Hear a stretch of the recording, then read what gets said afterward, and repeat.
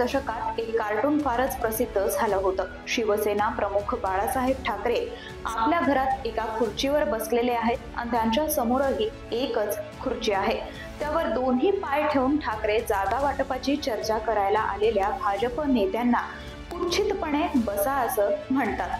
यावरून त्या काळी बाळासाहेब ठाकरेंसमोर बसण्याचीही भाजपची हिंमत होत नव्हती हे दिसून येतं। मात्र कालांतरानं महाराष्ट्रात भाजप ताकदवान होत गेला व शिवसेना दुबळी। बाळासाहेबांच्या अस्तानंतर तर शिवसेना कमकुवत होत गेली। आता तर तिचे दोन तुकडे पडलेत। भाजपनं एकनाथ शिंदेंकरवी शिवसेनेत जो स्फोट घडवून आणलाय त्यामुळे उद्धव ठाकरे राजकीय दृष्ट्या उद्ध्वस्त झालेत। दुसरीकडे बाळासाहेबांच्या हयातीतच वेगळा पक्ष स्थापन करणाऱ्या राज ठाकरेंच्या हातीही फारसं काही लागलेलं नाही।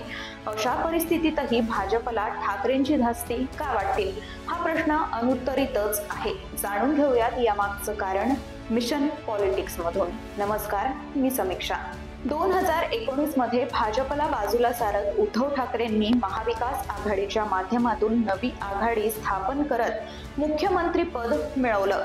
राज्यातील सर्वात मोठा पक्ष असलेल्या भाजपसाठी हा अनपेक्षित मोठा धक्का होता।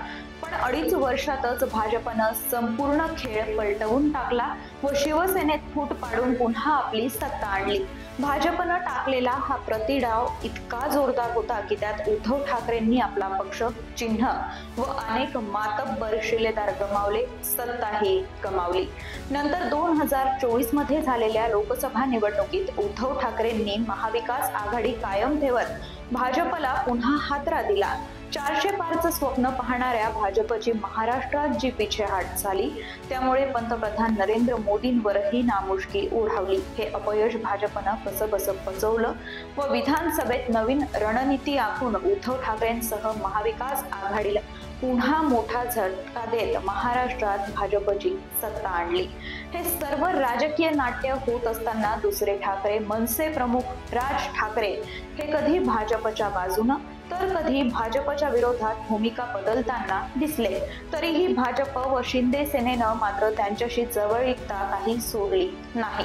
लोकसभा निवडणुकीच्या वेळी मनसेनं महायुतीला बिनशर्त पाठिंबा जाहीर केला, तरीही भाजपला या निवडणुकीत काही यश मिळालं नाही। महाराष्ट्रातील राजकीय चित्र बदलत असल्याची जाणीव या निकालानं करून दिली। त्यामुळे राज ठाकरेंनी विधानसभेला पुन्हा भूमिका बदलत महायुती व महाविकास आघाडी विरोधात स्वबळावर निवडणूक लढवली। इथं मात्र झालं उलटच। या निवडणुकीत महायुती भरघोस मताधिक्यांनी विजयी झाली, आघाडीचं पानिपत झालं आणि मनसेच्या पदरी भोपळा आला। या निवडणुकीतील अपयशामुळे उद्धव व राज हे दोन्ही ठाकरे बंधू निराश झाले। लोकसभेतील यशाच्या धुंदीत उद्धव होते त्यामुळे ते विधानसभेला गाफील राहिले। तर युतीशी जुळवून घेतलं असतं व स्वबळाचा नाद सोडला असता तर मनसेचे किमान 4-5 आमदार तरी आज असते, अशा प्रतिक्रिया मनसैनिकातून येत आहेत। राज ठाकरेंना खुद्द त्यांचा मुलगा अमित यांनाही निवडून आणता आलं नाही ही मोठी नामुष्की त्यांच्या पदरी आली। अर्थात या पराभवाबद्दलचा राज ठाकरेंचा राग भाजपपेक्षा शिंदे सेनेवर आहे। त्यांच्याच उमेदवारामुळे अमित यांना पराभव पत्करावा लागला आणि दोघांच्या भांडणात दादर माहीममध्ये उद्धव सेनेचा आमदार निवडून आला होता। हे सगळं पराभवाचं रामायण झाल्यानंतर 2 महिन्यांनी राज ठाकरेंना जाग आली व त्यांनी आपल्या अपयशाचं EVM वर खापर फोडलं। काँग्रेसचे बालेकिल्लेही कसं काय ढासळू शकतात असा प्रश्नही त्यांनी उपस्थित करून अप्रत्यक्षपणे भाजप सत्तेचा गैरवापर करत असल्याच्या विरोधकांच्या सुरात सूर मिसळलाय। एकूणच यावेळी राज ठाकरेंची भूमिका पुन्हा भाजप विरोधात गेल्याचं दिसून आलं। कालपर्यंत काँग्रेस, राष्ट्रवादी, उद्धव सेनेचे नेते जे बोलत होते तीच भाषा आता राज ठाकरेही बोलू लागल्यानं आश्चर्य व्यक्त होत आहे। ज्या अजित पवारांचा एक खासदार निवडून येतो त्यांचे 41 आमदार कसे काय निवडून येऊ शकतात असा प्रश्नही राज ठाकरेंनी उपस्थित केला। त्यावरून अजित पवारांनीही तुम्हाला तुमचा मुलगा निवडून आणता आला नाही आणि आम्हाला सांगताय असा टोला लगावला। यावरून दोन्ही पक्षातील नेत्यांमध्ये बरंच वाकयुद्ध रंगलं। एकूणच मनसेचा भाजप, शिंदेसेना व अजित पवारांच्या राष्ट्रवादीवरील राग विधानसभेनंतर दिसून आला। तरीही एक दिवस अचानक मुख्यमंत्री देवेंद्र फडणवीस यांनी राज ठाकरेंच्या घरी जाऊन त्यांची सदिच्छा भेट घेतली। यावरून महाराष्ट्रातील जनतेसोबतच भाजपचे मित्रपक्ष असलेल्या अजित पवार व एकनाथ शिंदे यांनाही आश्चर्याचा धक्का बसला। पण त्यामागेही भाजपला असलेली ठाकरेंची धास्ती हेच कारण असल्याचं सांगितलं जातं। एका निवडणुकीत यश मिळालं की दुसऱ्या निवडणुकीत गाफील राहणं ही भूमिका भाजप कधीही घेत नाही। नाहीतर त्यांचाही उद्धव ठाकरे होण्यास वेळ लागणार नाही। विधानसभेत भरघोस यश मिळालं असलं तरी भाजपला आता मनपा निवडणुकीची चिंता आहे। मित्रपक्ष शिंदे सेना व अजित पवारांची राष्ट्रवादी ही स्वबळाची भाषा करू लागत असल्यानं या चिंतेत भर पडली आहे। विशेषतः मुंबई मनपा ताब्यात घेण्याचं स्वप्न यंदा भाजपला पूर्ण करायचंय। विधानसभेत उद्धव सेनेचं पानिपत झालेलं असलं तरी मुंबईकरांनी मात्र त्यांची साथ सोडली नाही। उद्धव सेनेचे राज्यात 20 आमदार निवडून आले, त्यापैकी 10 एकट्या मुंबईतील आहेत। स्वबळावर मुंबई मनपा भाजप जिंकू शकत नाही याची खात्री फडणवीसांना आहे, इतकी उद्धव ठाकरेंची भाजपला धास्ती आहे। शिंदे सेना राष्ट्रवादी या महायुतीतील मित्र पक्षांचं मुंबईत फारसं वजन नाही। मग जर इथं उद्धव ठाकरेंना मात द्यायची असेल तर राज ठाकरेंना सोबत घेण्याशिवाय पर्याय नाही। त्यामुळे राज काहीही बोलू द्या, त्याकडे दुर्लक्ष करून त्यांना मुंबई मनपा निवडणुकीत सोबत घ्यायचे प्रयत्न भाजपकडून होताना दिसतायत। बरं, मनसेचं तरी मुंबईत फारसं वजन आहे का? तर याचं उत्तरही नाही असंच येईल। पण म्हणतात ना, गुडत्याला काडीचा आधार।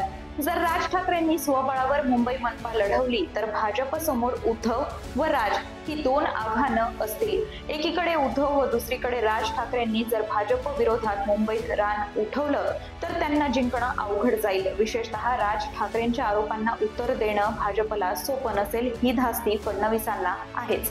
त्यामुळे राज यांना सोबत घेतलं तर उद्धव यांच्याशी 2 हात करणं सोपं जाईल असं भाजपला वाटतं। या बदल्यात मनसेला एखादी आमदारकी देण्याची ऑफरही भाजप देऊ शकतं। विशेषतः विधानसभेत अमित ठाकरे पराभूत झाल्याची जी सल राज यांच्या मनात आहे ती दूर करण्यासाठी अमित यांना विधान परिषदेवर पाठवण्याचं औदार्यही भाजप दाखवू शकतं अशी चर्चा आहे। अर्थात फडणवीस घरी आले म्हणजे राज ठाकरे ही ऑफर स्वीकारतीलच असं नाही।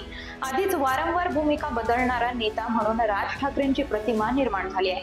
त्यातच आता ईव्हीएम वर प्रश्नचिन्ह उभं करून त्यांनी पुन्हा भाजप विरोधी भूमिका जाहीर केली आहे आणि काही महिन्यातच पुन्हा भाजपची हात मिळवणी केली तर राज ठाकरेंच्या रंग बदलू प्रतिमेवर पुन्हा एकदा शिक्कामोर्तब होईल व मुंबईची जनता त्यांना अजिबात प्रतिसाद देणार नाही हे नाकारता येत नाही। म्हणूनच एखाद्या आमदारकीचं गिफ्ट घेऊन आपल्या पक्ष भाजपकडे गहाण ठेवण्यापेक्षा स्वबळावर लढून पुन्हा एकदा आपलं संघटन पक्षीय ताकद आणखी बळकट करण्याची आलेली संधी राज ठाकरे सोडणार नाहीत असं त्यांच्या निकटवर्तीयांना वाटतं। गरज सरो आणि वैद्य मरो ही भाजपची मित्र पक्षांसोबत भूमिका आहे हे लपून राहिलेलं नाही। उद्या मनसेच्या मदतीनं भाजपनं मुंबई मनपा जिंकली तर मग पुढचे 5 वर्ष त्यांना कुणालाही, अगदी मनसेलाही विचारण्याची गरज भासणार नाही। आज महायुतीतील मित्रपक्ष असलेली शिंदे सेना या गोष्टीचा अनुभव घेतेय। तीच गत उद्या राज ठाकरेंची होऊ शकते। त्यातही अमित ठाकरेंसाठी आमदारकीची ऑफर स्वीकारली तर अनेक वर्ष मनसे व राज ठाकरेंच्या निष्ठेपायी झटणाऱ्या बाळा नांदगावकर सारख्या निष्ठावंतांवर अन्याय केल्याची भावना पक्ष कार्यकर्त्यांमध्ये वाढू शकते। म्हणूनच भाजपकडून आलेल्या आमदारकीच्या ऑफरचा स्वार्थी विचार बाजूला सारून मनसे स्वबळावर लढण्यावरच भर देतील अशी अपेक्षा त्यांच्या कार्यकर्त्यांना आहे। आता राज ठाकरे यावर काय निर्णय घेतात की भाजपच्या भूलभुलैयाला तेही बळी पडतात हे लवकरच कळेल।